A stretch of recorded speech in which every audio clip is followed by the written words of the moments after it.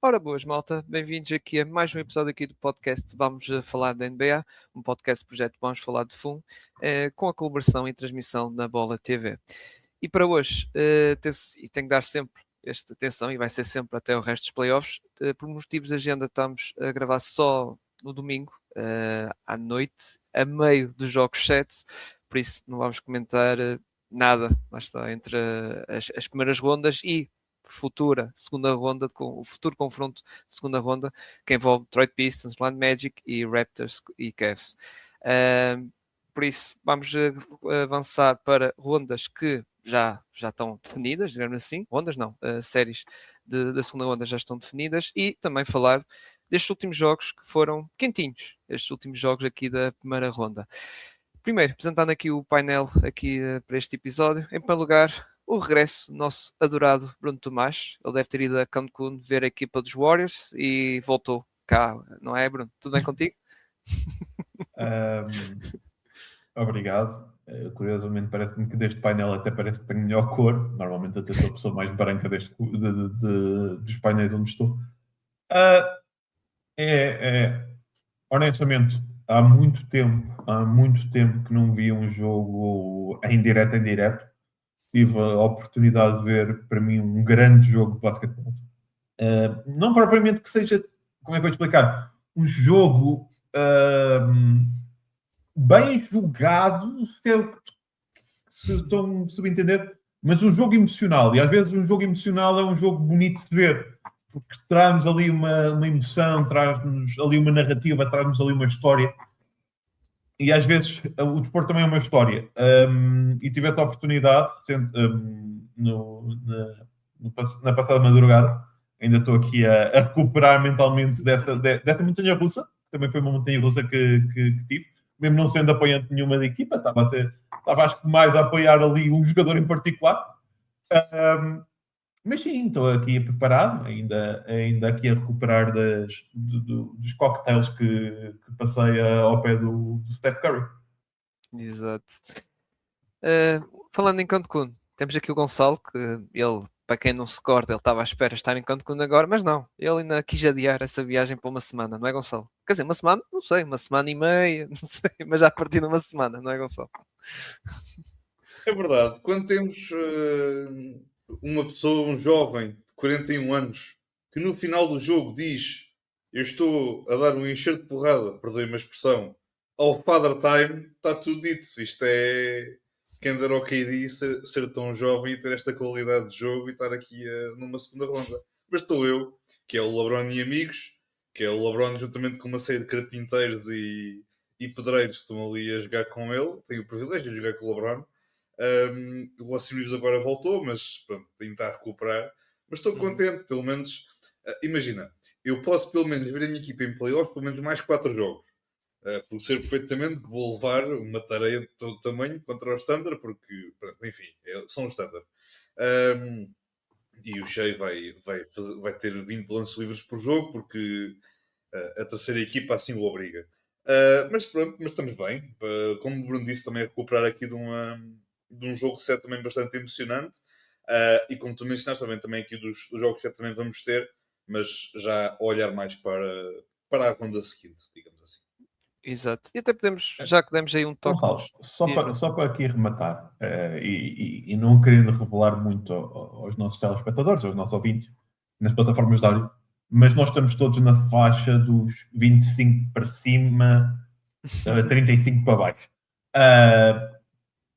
Acho que o LeBron, em termos de idade física, daria-nos 20-0 a todos nós juntos. Não é? De longe. Nós comparados com ele, nós sim vamos para a reforma já. Nós já estaríamos completamente na reforma. Eu falo por mim, eu sempre que há aqui uma daqueles vou chamar comunidades de reformas aqui perto, e eu penso 2 vezes, sempre passo lá em inscrever-me já, também já está na altura, a idade assim já me permite. E o LeBron acho que está na altura de se inscrever, mas é para o jardim de infância. Aquilo é impressionante vê-lo. Exato. E até podemos tocar um pouco nesta série, depois de previsão, digamos assim, na segunda ronda. Os Lakers que fecharam então a série em Houston, ganharam 4-2, embora ali, não vou dizer grande susto, mas os Rockets ganharam aquele jogo, isto fazer uma atualização do episódio passado, ganharam o jogo 4, é um típico jogo, pronto, de não perder em casa e levar uma vassourada em casa, e ganharam ali o 3-1, que houve ali, notei ali um certo relaxamento dos Lakers, que é um bocado normal, atenção, isto é um bocado habitual, porque a série já estava 3-0, só que depois do jogo em LA as coisas não correram bem, para o lado dos Lakers, aliás até o pavilhão estava muito silencioso, vamos dizer assim, parecia que estava a haver um funeral ali, ali para os lados de LA.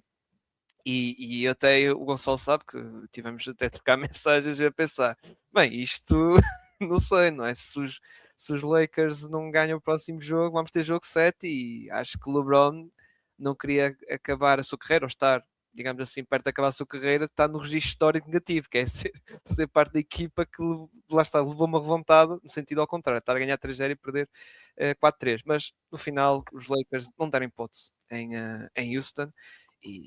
E passando para ti, Gonçalo, foi LeBron e companhia, lá o Austin Reeves, aos bocadinhos ao regressar, ele já tinha regressado no jogo 5, até veio do banco neste jogo 6, até acho que foi mesmo titular, se não me falha a memória, e, hum, e ganhou, e com o LeBron a comandar a equipa, e não dá grandes hipóteses aos Rockets, que pá, é uma equipa que não vamos estar aqui a falar hoje, mas há muita coisa para ser resolvida ali nos Rockets. E não estou só a falar a nível de plantela de equipa e se calhar a nível de treinador, não sei como é que vai ser. Mas comenta então o resto final da série, o que é que tu achaste deste desfecho aqui e ainda por cima estou todo contente com esta vitória e passagem dos Lakers.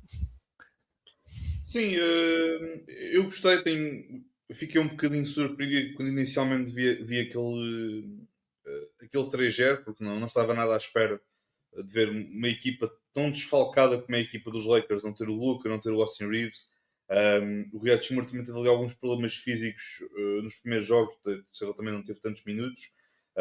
Mas de facto surpreendido porque a equipa estava a dar uma boa resposta frente a uma equipa dos Rockets que sinto que não estava a mostrar aquilo que realmente era a sua maior valia, que é a sua fisicalidade, a sua capacidade de atacar o adversário, e os Lakers tiveram muitas dificuldades nisso nos jogos que os Lakers perderam, no jogo 4 e no jogo 5 em casa. Mas fiquei bastante impressionado com este jogo. Acho que a equipa dos Lakers conseguiu dar aqui uma boa mostra a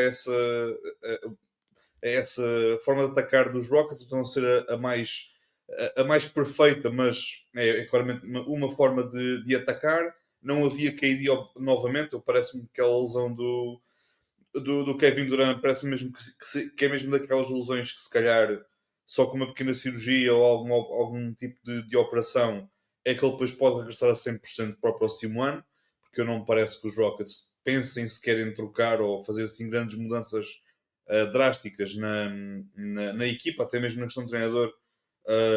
Vamos ver, até o mercado também neste momento de treinadores também não é o mais favorável, mas pronto. Mas esta equipa deu uma boa resposta, conseguiu matar o jogo, digamos assim, porque foi mesmo as declarações do treinador dos Lakers muito acerca disso, que é muito difícil, mais do que ganhar jogos em playoffs, é muito mais complicado fechar uma série, porque tens uma equipa que está a querer fechar aquilo de uma vez e tens do outro lado o instinto de sobrevivência, e que foi muito aquilo que se viu nos jogos que os Rockets venceram frente aos Lakers. Acho que deram uma excelente resposta. Obviamente, o LeBron, novamente, falei há um pouco da juventude dele. Acho que ele está a fazer um excelente trabalho, dadas as circunstâncias. O Luke Kennard não teve assim um jogo nada para ela em termos de lançamento, mas também esteve bem noutros momentos. Como tu já disseste, o Austin Reeves claramente está a ganhar ritmo, e apesar de estar neste momento a ter sido titular neste jogo, está com limitação de minutos, porque também é preciso dar ali tempo ao tempo. O Riyad Shimura acho que teve uma excelente resposta neste jogo, foi muito necessário. Já no jogo 5, que foi um jogo que ficou aqui um bocadinho na lembradura, porque acho que era um jogo que os Lakers deviam ter fechado de uma vez por todas aquele jogo, e foi uma exibição muito pobre na segunda parte, e acho que mereciam outro tipo de exibição, os adeptos, mas o Rui Hachimura deu uma excelente resposta. Nós vimos também o Marcus Smart muito bem defensivamente ali a incomodar sempre o Sengun, que não fiquei muito agradado com o Sengun. Espero ver mais e melhor dele. Eu não ia dizer que as comparações que lhe fazem ao Jokic subiram à cabeça, mas acho que as pessoas precisam de se acalmar um bocadinho quando fazem esse tipo de comparações. Mas lá está, são os adeptos, são os mídia, fazem esse tipo de comparações, e acho que é importante para muitos dos jogadores dos Rockets fazer o zone out, isto é, desligar tudo aquilo que é o ruído que vem de fora, olhar um bocadinho para dentro e trabalhar com as portas fechadas, e a partir daí olhar para aquilo que possa ser o futuro desta equipa de Houston. Mas no geral fiquei muito agradado com os Lakers. Pronto, e agora perdemos em 3 jogos, porque ao quarto a gente não aparece, porque não vale a pena. Pronto, passando então para esse confronto contra o KC, mas se quiseres comentar algo mais sobre esta série contra os Rockets, seja à vontade, mas contra o KC, que num J-Dub, o Jalen Williams, não se sabe ainda se vai jogar ou não, não é? Porque teve aquela lesão no meio, acho que foi no jogo 3 contra os Phoenix Suns, e agora está questionável, vamos dizer assim, mas contra estes Lakers, lá está, Austin Reeves regressa, mas não está 100% competitivo, como viu-se nesta série, e o Luka Doncic parece que o cenário está a piorar, no sentido de os últimos updates não estão a ser muito amigos para um regresso do Luka Doncic para esta série. E basta, não lá temos os Lakers que estão como estão, e do outro lado temos o OKC, que mesmo Jalen Williams já provou esta época. Aliás, aquele arranque do OKC foi sem Jalen Williams, por exemplo, a malta não se esquecer, aquele arranque que eles fizeram de já não sei quantas dezenas de jogos que tinham, com uma derrota ou 2 apenas, foi sem o Jalen Williams, que só veio quando a equipa já estava quase nos 20 jogos. O que é que também a tua previsão? É OKC a varrer os Lakers? Também? Não acho que vá varrer, acho que pode haver aqui uma resta de esperança para os Lakers ganhar um jogo. A questão é que me parece que pode ser determinante para estes Lakers. E pareceu-me isso naqueles 2 joguinhos que os Rockets ganharam, os Lakers serem muito macios na defesa do interior. E mesmo com o Rui Hachimura às vezes a fazer as coberturas e o Jared Vanderbilt a fazer as coberturas para o DeAndre Ayton, às vezes parecia que quando tu tens seja postos, ou principalmente os extremos postos rápidos a penetrar vindo das alas, torna-se um problema para estes Lakers. E temos uns meninos chamados Arlington Stein de um lado, que vai criar ali muitos problemas. Vai criar muitos problemas. Sabemos que o Shai gosta muito de usar ali o mid-range. Parece-me mesmo ali e sabemos muito bem, Marcus Smart é um defensor perímetro notável, por alguma razão ele já foi Defensive Player of the Year. Acho que os Lakers vão ter aí um problema grave, e acho que vai ter um problema maior que os Lakers vão ter. Acho que vai ser essa questão, até mais do que propriamente às vezes nós tínhamos dos Lakers, a questão de como é que a defesa dos Lakers defendia o perímetro, e isso nós falámos ao longo destas semanas do podcast. É certo que é os OKC, é os candidatos principais ao título, é uma equipa de excelência, é os atuais detentores do título, mesmo sem o Jalen Williams, eles têm Eu acho que as pessoas não percebem a rotação completa que o OKC tem. Faz com que seja muito complicado para qualquer equipa, e principalmente os Lakers. Os Lakers mostraram isso com os Rockets, principalmente no jogo dos jogos que perderam. Tem uma rotação curta. E ainda mais tem o Luka Doncic. E ainda não sabemos o Reeves quanto tempo vai estar a tentar aqui com um pace, vamos chamar, normal para playoffs. Contudo, acho que os Lakers podem ganhar ali um jogo. O Staples Center é o Staples Center. Ok, Crypto.com Arena, para mim é Staples Center. Desculpem. é sempre Não uma te arena preocupes. lendária. O Kobe lá em cima vai estar a ajudar de alguma forma, nem que seja para fazer essa gracinha. Não te preocupes, que para mim também será sempre Staples Center, portanto, estamos juntos. Foi a minha Nasceste, infância. como se Como diz, tu sabes, nasceste, como a tua, nasceste, como a do Cirilo, exato. custa ainda.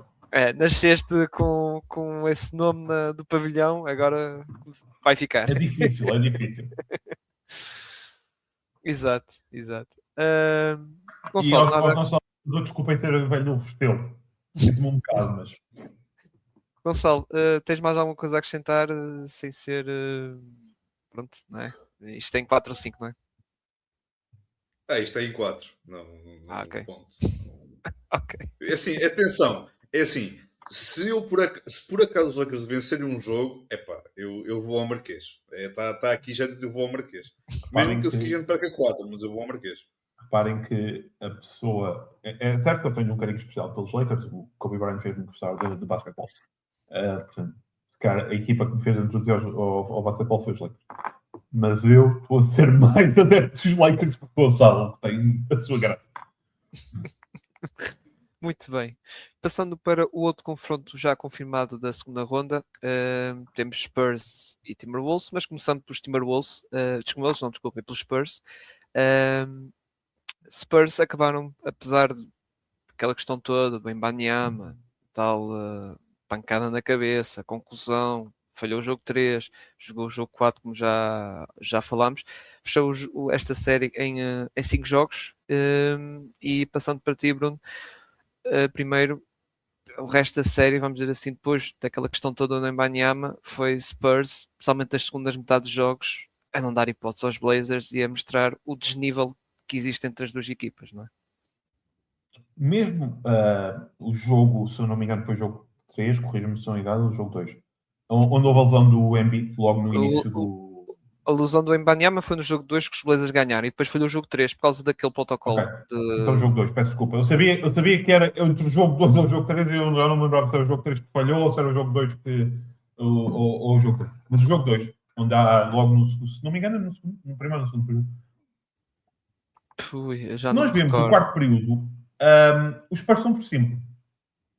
E não sei se é aquela questão de confusão quase que existe, e curiosamente é uma parte interessante que é na altura da série onde ainda o Fox parecia que ainda não tinha ganho, não propriamente um destaque propriamente na série, mas um destaque principalmente na equipa, quando o vosso comando depois acompanha nos jogos seguintes, principalmente no jogo 5. Quase não é propriamente que seja o melhor jogador da série, mas é um jogador muito importante para fechar os quartos períodos. Esta desatenção foi só a única coisa que fez com que eles não limpassem a série em 4 jogos. Estes Spurs são muito interessantes a jogar, fascinam muito o estilo de jogo, fascinam aquela alegria que têm nas pernas, aquela rapidez que têm de pace. Aquela força que têm com a rapidez que fazem a transição ataque-defesa, defesa-ataque, a forma como ganham ressaltos defensivos, ressaltos ofensivos, não só pelo Wembanyama, mas toda a equipa à volta. O Castle é um base incrível. A forma como o Fox pega na bola na mão nos minutos decisivos para fechar o jogo, fechar no sentido de não propriamente ganhar ali alguma jogada para os colegas, mas às vezes ganhar um lançamento para eles, ganhar um 2+1, às vezes em momentos decisivos, às vezes quando os adversários estão a ganhar ali algum momento, é impressionante. Se eles vão ser uma equipa que vai chegar a uma final da NBA, uma final de conferência, não sei. Que tem muito futuro para ter aqui uma dinastia na NBA, tem. São uma equipa que eu adoro ver, adoro, que nós, enquanto portugueses, e eu percebo porquê, mas temos de ter muito respeito para a importância do Luke Cornet, não seja como só posto na rotação, mas também às vezes quando acontece algum infortúnio, que infelizmente aconteceu ao longo da temporada, e aconteceu aqui num jogo, ao Wemby, temos que ter, porque traz, não é um Victor Wembanyama, mas a própria equipa vira-se e muda quando entra o Cornet. E curiosamente, uma conversa com o Gonçalo uma vez disse uma coisa e eu começo a concordar com ele. Ele sim é o six-man da equipa, na forma como ele muda o sistema por completo quando entra. E lá está, é uma equipa, é uma das equipas que me fascina jogar basquetebol por esta forma tão rápida, tão diferente de jogar. E desculpe aos adversários deles, mas eu gostava muito de uma final de conferência entre eles e o OKC. Gonçalo, há uma coisa a acrescentar aqui desta série dos Spurs, para então passar para o adversário, digamos assim, deles. Sim, podemos passar para o adversário. Não tiro muito mais do que o Bruno já acrescentou. O Spurs a fechar como esperado. O NBA é um jogo um pouco mais discreto ofensivamente, mas sempre presente na defesa. E agora vêm os Lobos. Os Lobos que a Matilha perdeu alguns elementos, digamos assim. Uma pena. Deixa-me já fazer aqui o parênteses. Uma pena. Porque realmente seria uma série muito, muito engraçada entre os Wolves e os Spurs, se tivesse toda a gente disponível. Primeiro começar com o Donte DiVincenzo, que lesionou-se literalmente no primeiro minuto do jogo 4, acho que é mesmo no jogo 4, e vai ficar fora desta época, mesmo que os Wolves avançassem por aí fora, ia ficar de fora. Anthony Edwards também foi durante esse jogo 4, mas não foi no início, mas foi também durante esse jogo 4, que depois falhou o resto da série e, pelo que já foi reportado até pelos canais americanos, ele vai falhar os primeiros 2 jogos em Santo António, digamos assim, desta série da segunda ronda. Depois o Ayo do Sumo, que foi herói no jogo 4, com aquele jogaço de carreira completamente, 43 pontos, estava literalmente on fire, falhou o jogo 6, exato. E depois até houve outro ausência, mas não é tão importante, foi o Kyle Anderson, embora até estava a ganhar mais alguns minutos por causa destas ausências todas, não é? Começou a ganhar minutos, mas neste jogo 6 também teve ficado fora. Aliás, os Timberwolves, para vocês terem noção, só tinham 8 jogadores disponíveis. 8 jogadores disponíveis para o jogo 6, por causa destas lesões todas que tinham na equipa. E mesmo assim, acabam por ganhar a série contra os Denver Nuggets. 4-2. Gobert, epá, se não é a melhor série defensiva que eu já vi... Pá, pronto, não é? Está no pódio, claramente. E o Jenna McDaniels, que série! Foi para mim o MVP da série. Atenção, Rudy Gobert, atenção, uma coisa, mas o Jenna McDaniels. E depois aquela cena que eu estava a pensar que ia correr mal, que é naquelas entrevistas que os jornalistas fazem pós-jogos, os jogadores estão ali no balneário, não sei o quê. E ele disse que o Jamal Murray não defende nada, o Jokic não defende nada, o Aaron Gordon não defende nada, ou seja, tipo, dizer essas coisas a pensar que ia haver um karma, vamos dizer assim, mas não, afinal ele assumiu isso, o que ele disse, e mostrou em campo, e coitado do Jamal Murray, que sofreu imenso, coitado, nos dois lados do campo, atenção, tanto a levar com o Jenna McDaniels na defesa, como levar com o Jenna McDaniels no ataque, que depois chega ao fim deste jogo 6, meu Deus, e Jokic também, e o próprio assumiu que esteve mal, e defensivamente foi muito, muito explorado. Gonçalo, passando para ti, tu até meteste os Timberwolves a passar, mas não meteste com este contexto, não é? Tipo, também não estavas a contar com estas lesões todas, que acho que até torna... eu meti os Denver Nuggets a ganhar em 7 jogos, esperava que isto ia ser até à última, mas mesmo assim, é por isso que eu estou um bocado surpreso, e até surpreso, desiludido, mais lá desiludido para o lado dos Nuggets, porque pá, não há desculpas no sentido de podem pegar na lesão do Aaron Gordon, que a verdade ficou de fora, do Peyton Watson, que nem sequer jogou, mas mesmo assim, do outro lado, que só faltava o Gobert e o Jaden McDaniels estar fora, só faltava esses dois estar fora, mas pronto. Diz então o teu comentário sobre esta série que prometeu muito e realmente de certo modo cumpriu, não é? Sim, eu começo pelas palavras do Jaden McDaniels. Ele não estava errado, nem pouco mais ou menos. Esta equipa de Denver não é necessariamente nada especial a defender, que é a realidade. O Jamal Murray não é um bom defensor. O Jokic não é necessariamente um bom defensor. O Aaron Gordon é um bom defensor, mas em coisas muito específicas.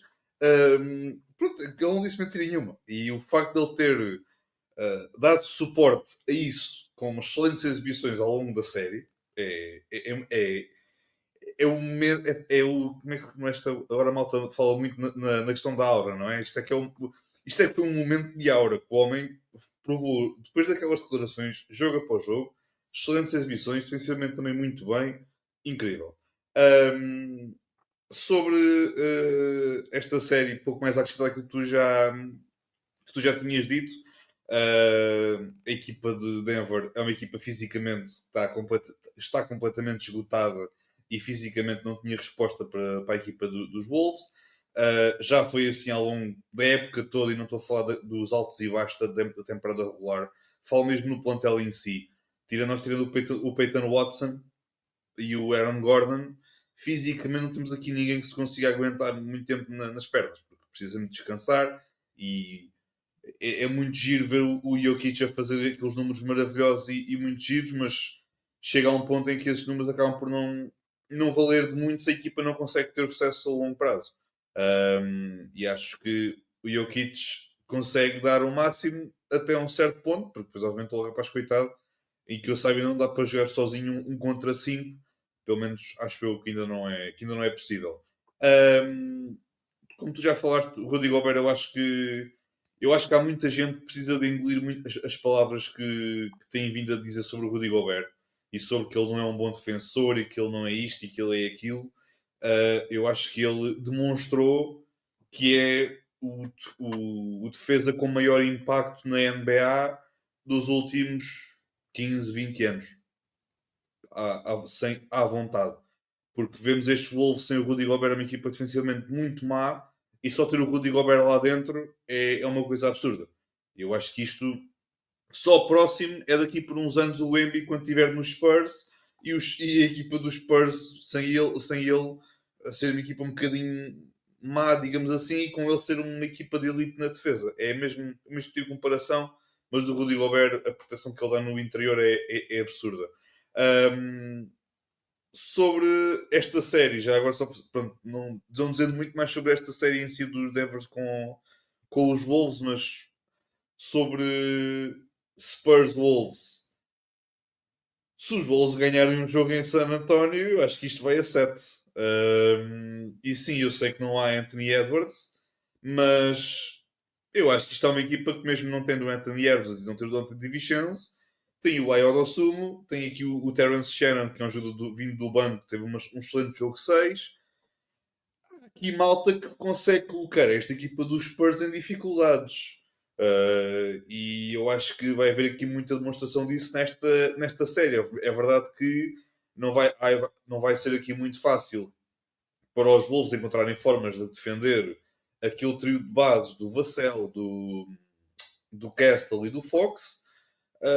O Embi no Randall, o Embi se calhar a ser visito pelo Randall, e o Rudy Gobert um jogador um bocadinho mais próximo do sexto, mas eu não sei porque eu tenho a sensação que isto vai a 7. Não sei bem para que lado é que vai. Pende aqui um bocadinho mais para os Wolves pela questão não só da experiência, mas pela questão acho que o Anthony Edwards até lá está disponível. É verdade que o jogo 1 e 2 vai estar de fora, mas acredito que se calhar o 3 não sei, mas acho que o 4 é possível, depende de como é que ele recupera. Mas lá está, estamos a falar de uma equipa que derrotou o terceiro classificado e uma equipa uma máquina muito bem oleada. E não é que estes Spurs não o sejam, mas estes Spurs também estão aqui para aprender algumas lições. Se forem à final de conferência, muito bem. Se não forem, serve de lição para a época a seguir, para partirem a louça toda e atacarem a temporada de uma outra forma. Portanto, eu, para inverter um bocadinho a toada que eu sinto que vocês vão dizer, vou dizer Wolves em 7.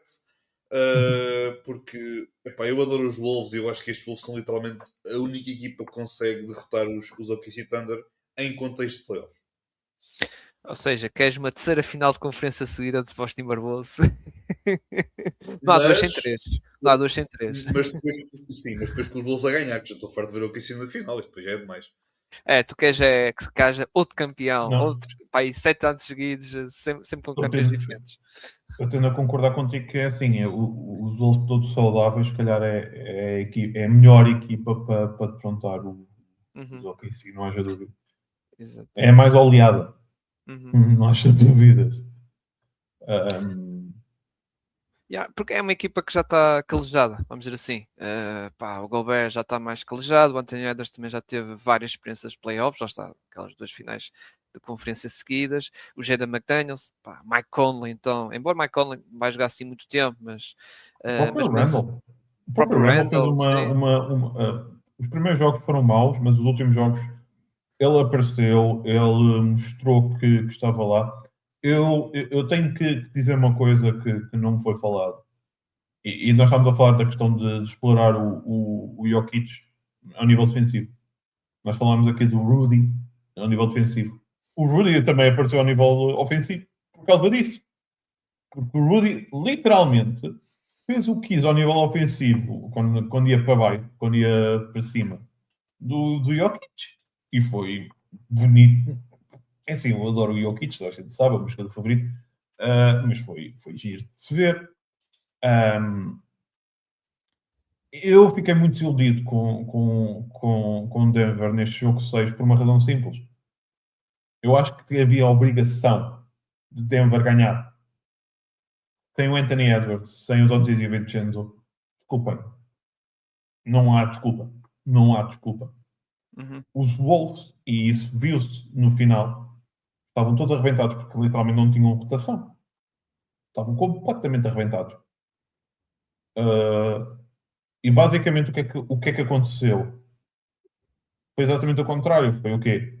O Randall, o Rudy, o Jaden, o Mike Conley, todos a empurrarem por completo os Denver, de tal maneira que os Denver estavam completamente acurralados ao intervalo. Estavam mortiços. É certo que os jogadores já podem não ter tanta fisicalidade, mas têm que controlar os momentos do jogo, têm que perceber os momentos do jogo, têm que perceber onde é que podem e não podem ir. Honestamente, foi se calhar das piores séries sempre do Jokic. O Jokic foi uma nulidade. O Jokic foi uma nulidade por uma razão simples. Eles perceberam uma coisa. E é certo que o Jokic já está aqui há demasiado tempo para nós percebermos todos uma questão que é Jokic. A forma mais fácil de se tornar ele uma nulidade é tornar ele um simples marcador de pontos. O melhor dos Jokic é com playmaking. Sempre foi. Porque o Jokic torna-se um maior point forward, center forward. Eu não sei que posição é que eu vou caracterizar o Jokic, porque acho que há uma posição que foi criada para o Jokic da forma como ele joga. Que obriga a que tudo à volta dele, porque parece que ele tem olhos em sítios que não é suposto ter olhos e visão de jogo onde é suposto ver. E o que foi feito foi anular de tal forma o jogo à volta do Jokic, que o Jokic a única coisa que fez foi entrar para dentro, e para dentro estava o Rudy a cansá-lo, ou ir para fora. E para fora, claramente, também os 3 pontos não estava tão bom como já teve. Isso também era uma realidade. E lá está, tipo, a equipa desmoronou. E eu fiquei pasmado. Acho que Denver tem que olhar muito, porque é certo que olhámos para estes Denver no início da temporada, com as movimentações que olhámos e pensámos que Denver estava com uma posição, numa patamar superior do que estava no ano passado. Acho que, e corrijam-me se estiverem errado, todos nós podemos Denver numa daqueles patamares ligeiramente abaixo de OKC, como aqueles podiam perfeitamente ir a uma final de conferência, poderia, dependendo do matchup, curiosamente muito ao lado dos Minnesota Timberwolves, mas do outro lado temos os Minnesota Timberwolves, tem um excelente defensor como o Dr. Vincenzo e um dos maiores scorers da equipa, que é o Dr. Vincenzo, e o Anthony Edwards, que não é só a estrela, mas também é vejo-me dizer, um canivete suíço na forma como às vezes pega na bola e tenta desbloquear o jogo, às vezes de 1 para 1, que eles tiveram que fazer há muitas vezes com o Randall, e o Randall neste momento na equipa tem sido mais, curiosamente, um facilitador à volta, e nós todos tivemos de forma muito, vamos dizer, até admirada esta transformação dele quando veio de Nova York para Minnesota, e chegaram a um jogo 6 onde está tudo a olhar para eles e eles colapsarem. O que eu vi foi um colapso. Não há nada a dizer. Pois. E também já saiu notícias, obviamente, que pode haver mexidas na equipa, embora parece que o treinador está salvo. Vamos ver. E o Jokic parece que... O que é que foi, Gonçalo? Não, isso é literalmente a coisa que mais me deixa incomodado. Que é, o treinador está salvo. Porquê? O treinador é literalmente um adjunto. Podiam ter ido buscar... Tu sabes quem? Foi a mesma pessoa que foi para os Bucks. Que era tão bom para aqui. Sim, Chamado Taylor Jenkins. Taylor Jenkins era tão bom. Mas o Taylor Jenkins também foi apressado também. Ele podia esperar, percebes? Ele foi logo. Mas eu acho que eu não vou, eu depois digo em off. Mas acho que eu falei qualquer coisa que o fez apressar isso. Mas só para dizer rapidamente sobre Denver. Eu acho que Denver precisa muito pensar, mas era já há 2 ou 3 anos atrás. Quando começou com a renovação do Michael Porter Jr. por um contrato completamente absurdo de um jogador que só faz literalmente lançar triplos nesta equipa, só fazia lançar triplos nesta equipa, e dás um contrato em que um jogador vai receber 25 milhões anuais a contar na próxima temporada, válido por 5 anos, que é um jogador chamado Christian Brown, fez uma série péssima. E vais entrar num verão muito importante para a equipa de Denver. Precisam claramente construir um plantel em condições com a prata da casa, porque a equipa financeiramente não se consegue mexer muito. Eu acho que Denver vai entrar aqui num caminho um bocadinho perigoso, mas acho que perigoso não agora, mas por consequência das ações que tiveram nos últimos anos. Porque confiaram... Eu acho que é muitas vezes o problema que é tem-se muita lealdade para com jogadores úteis. E eu acho que esses jogadores são isso mesmo, são úteis até um certo ponto, até deixarem de não ser. E eu acho que há muitas vezes equipas, e isto é válido para tudo no desporto, há muitas vezes plantéis de equipas de que têm jogadores lá a receber um determinado contrato. Mas ele é útil. Ok, mas há quanto tempo é que ele é útil? Há X anos. E quando é que ele se desenvolveu? Foi-se desenvolvendo. Ok, o foi-se desenvolvendo é bom para uma equipa que está a lutar para gradualmente chegar aos playoffs. Não é para uma equipa que é considerada candidata a uma final de conferência todos os anos, desde o momento em que tem este Jokic e este Jamal Murray. Portanto, eu acho que o Denver precisa de pensar muito bem naquilo que quer fazer neste verão. É muito complicado, porque olhando para o contexto de contratos e afins, não vai ser muito fácil. Não vai ser muito fácil. Portanto, eu estou muito curioso para ver os Nuggets que vamos ter na próxima temporada. Eu sei de uma coisa. O Jokic e o Jamal Murray vão estar lá. O resto, pode ser. Sim. O Jokic à partida e a própria questão do Jamal, por acaso agora apareceu este ano. Sim, só que o Jamal é curioso. Ele aparece, ou seja, na época regular não aparecia, mas aparecia nos playoffs. E este ano foi tipo o contrário, quase. Apareceu na época Não, ele regular. apareceu nos jogos iniciais. Mas Eu não posso dizer que depois... fez uma má série. Não, mas há uma coisa importante, que é o Jamal Murray é um excelente jogador para a fanbase dos Nuggets quando joga contra os Lakers. De resto, Não, mas agora falando a sério, o próprio Jamal, temos que começar a olhar para a questão do Jamal. Seriamente. Uhum, Desculpem de pôr isto desta forma, mas tem de só já. uhum. Yeah. Bruno, temos que avançar para esta série Nuggets Spurs. Atenção, concordo com a parte que o Sol diz, porque normalmente estas equipas jovens e obviamente que os Spurs têm a estrutura, Brian Popovich ainda está lá na estrutura, não sei o quê, mas esta equipa é realmente jovem e vai se estrear nestes playoffs e já vimos casos. O jogo KC Thunder também chegaram uma vez aos playoffs e caíram até curiosamente na segunda ronda contra os Dallas Mavericks. Ou seja, há sempre aquela primeira obstáculo de playoffs que a equipa sente aqueles dores de crescimento e acaba por cair. Achas que vai acontecer nesta série contra os Timberwolves, embora desfalcados? Acho que pode. Acho que pode. No sentido em que Minnesota, se calhar, é uma roda de engrenagem muito bem oleada e isso pode acontecer. Contudo, eu acho que mesmo se cair em jogo 7, San Antonio é um sítio difícil. San Antonio é um sítio difícil. As gente de San Antonio já não tem uma série de playoff há muito tempo. E acho que mesmo que chegue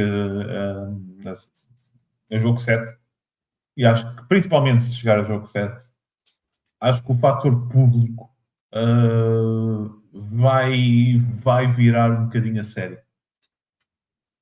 Porque influencia. Não vamos dizer que não. E influencia. Não é o 12º jogador como no futebol, mas é o 6º. Yeah. Eu, do meu lado, eu vou meter na mesma Spurs por causa destas questões de ausências e também eu acho que o Anthony Edwards, mesmo se regresse lá está, seja jogo 2, jogo 3 ou isso, eu acho que vai lesão dele neste período. ele já veio lesionado, não esquecer, na época regular, no final da época regular, no joelho, que fez alguns jogos. Vimos como é que foi os primeiros jogos dele nesta série, que até ele andava ali na bicicleta e essas coisas todas e não estava no meu jogo.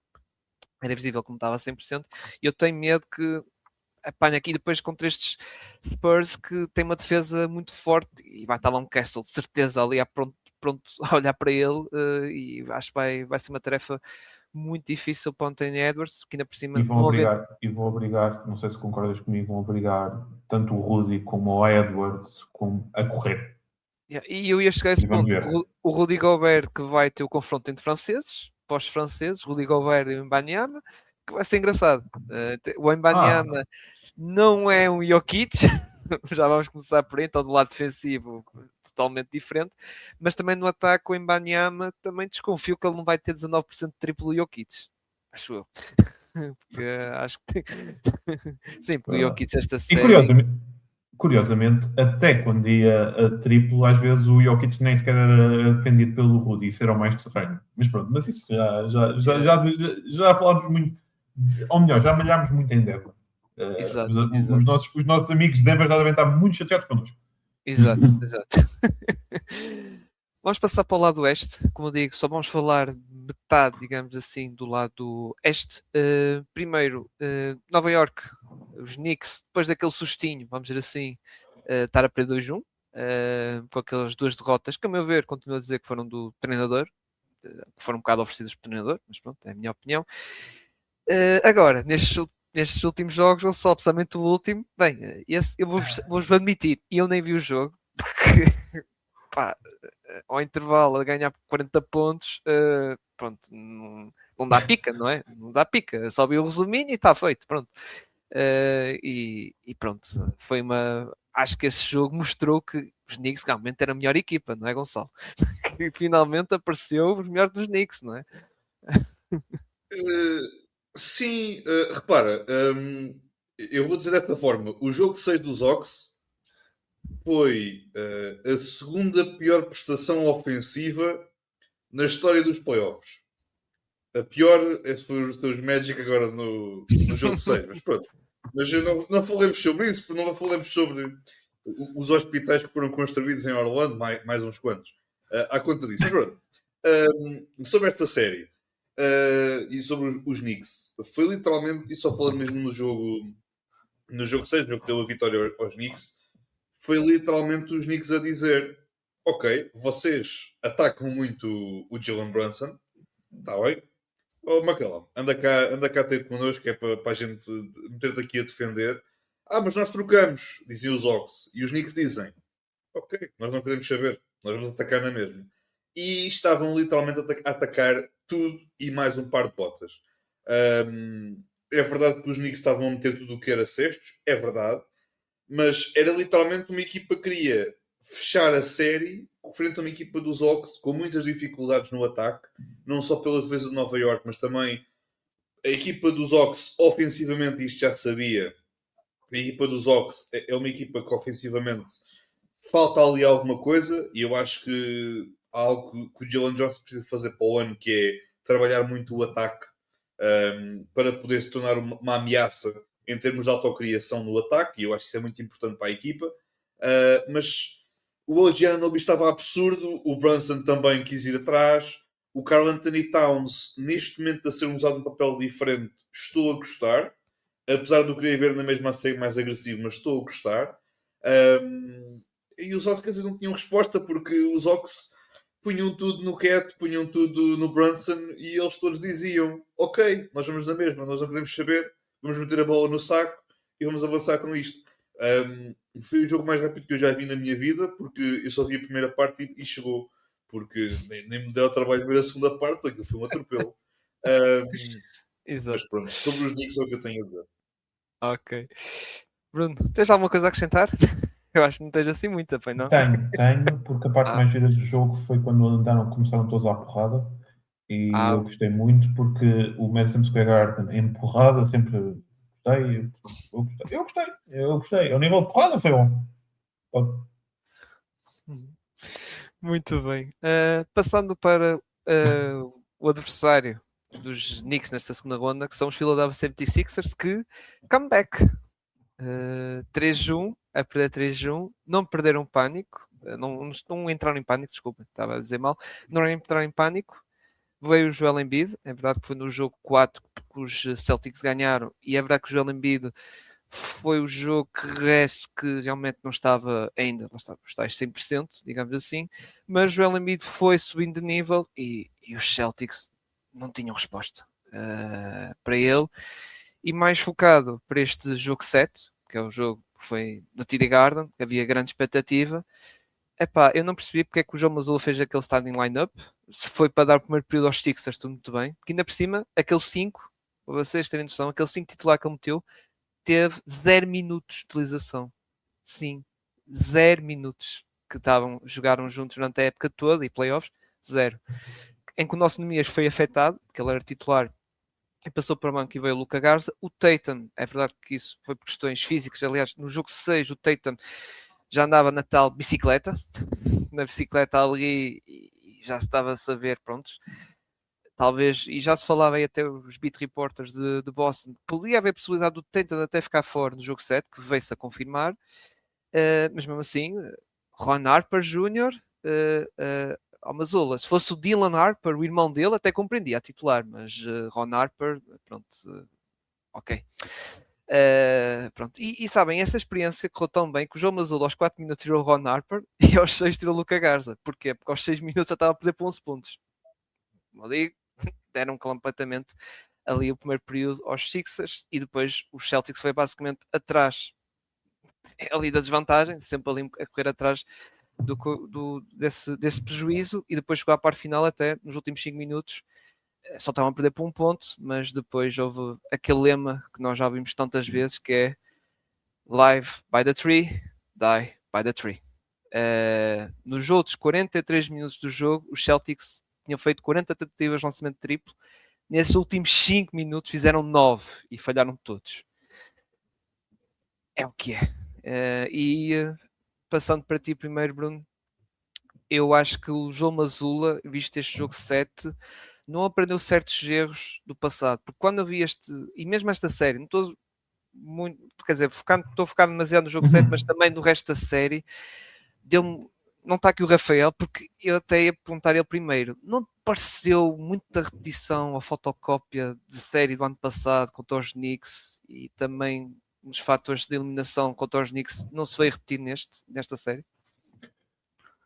Isto no lado ofensivo, atenção, no lado ofensivo. Sim. Acho que vou concordar contigo numa parte. Sim, eu acho que a segunda parte, e eu acho que a ideia do Joe Mazzulla com este line-up um bocado estranho, completamente irrisório, eu acho que literalmente foi, epá, eu vou tentar qualquer coisa por causa de um nome, uma pessoa com dois nomes, que é Joel Embiid, que foi literalmente o as de Filadélfia, não sei se concordam.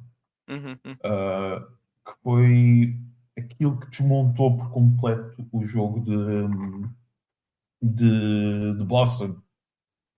Aquilo que o Embiid trouxe desbloqueou por completo, porque no momento em que tu arrastas e tu viste o Jaylen Brown, na altura que o Tatum estava bem, o próprio Tatum havia para dentro, o que é que acontecia? Tinhas o VHHcom, tinhas tanta gente livre na altura dos 3 pontos que havia tiros livres para 3 pontos, o Embiid a virar-se para tentar fazer um cesto, a ver jogadores protetores do pintado em problemas de faltas, como tivemos o nosso grande Nias, e isso fez com que chegasse momentos determinantes e a própria forma como atacavam o Embiid fosse diferente. O as desta série foi Joel Embiid. Acho que é claro. E acho que esta entrada para esse jogo, e muito o que foi o jogo 7, foi tentativas de line-ups alternativos com five out. O que eu achei um bocado estranho, e isso eu concordo contigo, é que o five out para mim melhor de Boston até era com o... Agora falta-me o nome dele, o Vucevic. O Vucevic em five out, muitas vezes nestes jogos, principalmente os primeiros, com Boston resultava, vamos dizer, o Vucevic é mal a defender. Mas eu acho que estava numa altura que, epá, olha, Embiid, queres entrar por dentro e afundar, nós damos os 2 pontos, não vamos tocar, que é para não fazer mais um, vamos tentar proteger a área lateral, quase uma espécie de Jokic, passa a expressão, a forma de defender o Jokic, estão a perceber? Porque aconteceu muitas vezes que o Embiid estava a passar para os colegas e vamos tentar aumentar a nossa eficácia de 3 pontos. O problema é que chegou uma altura em que os 3 pontos não estavam a funcionar e, ao contrário do que aconteceu muitas vezes e bem em Boston nos outros jogos, eles não tentaram outra coisa. E foi o que fez quebrá-los. E mentalmente, aqueles últimos minutos, eles não conseguiram. É um pouco como eu estava a dizer o Gonçalo esta tarde. Acho que o chip deles estava: temos de lançar triplo. E isso... Eu acho que eles estarem sempre atrás do prejuízo fez com que mentalmente eles pensassem: nós temos que sempre ir para a frente, e a forma de ir para a frente não era tipo igualar, defender, vamos tentar não aumentar. Era deixa-me passar para a frente do marcador, porque eu sei que vem aí o Embiid e vão aumentar. Exato. E atenção, eles até fizeram uma boa recuperação, só que depois chegou aquela parte final e tu diz assim: same old Celtics. É tipo, calma, não, era um bocado de coisa. Pronto. E pode ter os próprios jogadores pensarem nisso. Estamos a falar do Joe Mazzulla, mas pode ter. Sim, o Jaylen Brown, que teve ali, pronto, algumas decisões. Porque até houve e desculpa, já passando para o Gonçalo, que houve até idas ao monitor parvas. Portanto, logo aí. Exato. Gonçalo, passando para ti, o teu comentário desta série. Sobre o Boston, estamos a falar de uma equipa que foi campeã com este método, portanto eu não posso culpar um treinador por querer basicamente aplicar o mesmo método que levou ao sucesso há não muito tempo. A questão é que a equipa não é a mesma. Verdade, mas eu acho que a identidade está lá e eu acho que a equipa não é a mesma, mas acho que podes fazer a mesma coisas semelhantes com jogadores diferentes. É o meu ponto. Ainda depois com um treinador como o Mazula consegue, que é um excelente motivador e consegue vincar muito bem a identidade que quer na equipa. Eu diria que não foi só o Joel Embiid. Eu diria que há aqui dois jogadores que eu nem vejo os Celtics a ter resposta, que não tiveram, e também não vejo os Knicks a ter resposta para eles, que é o Embiid e o Tyrese Maxey. O Maxey é a peça desta equipa, não é Embiid, já há muito tempo não é o Embiid da estrela, é o Tyrese Maxey. Fez uma série excepcional, particularmente aqui os jogos mais na reta final, esteve muito, muito bem. O Embiid regressando, mesmo com os problemas que teve da questão da apendicite, que lá está, era muito complicado ele regressar, mas é incrível que ele está a 70%, e este 70%, mesmo assim deu para ele fazer um 30 pontos e 14 Ele teve ali a ressaltos. alongar ali até. Teve ali uma parte, estava ali a alongar essa zona completamente. É porque Estava, ele literalmente um jogador, ele literalmente é dos postos. Aquilo que o Jokic queria ser ofensivamente em termos de marcação de pontos é aquilo que o Embiid é, ponto. E por muito que o Jokic tente, não consegue chegar aos calcanhares do Embiid. O Embiid é uma máquina. Ofensivamente, eu acho que não me recordo, desde que eu vejo a NBA, não me recordo de nenhum poste que ofensivamente fosse capaz de fazer tanta coisa. E não é só questão de o afundar. Ele tem um mid-range que é automático. E cada vez que ele faz um mid-range, a bola vai entrar. Já para não falar do lançamento exterior de 3 pontos. É um jogador muito completo, é um excelente poste. Acho que vai dar muitas dificuldades aos Knicks, da mesma forma que deu dificuldades aos Celtics.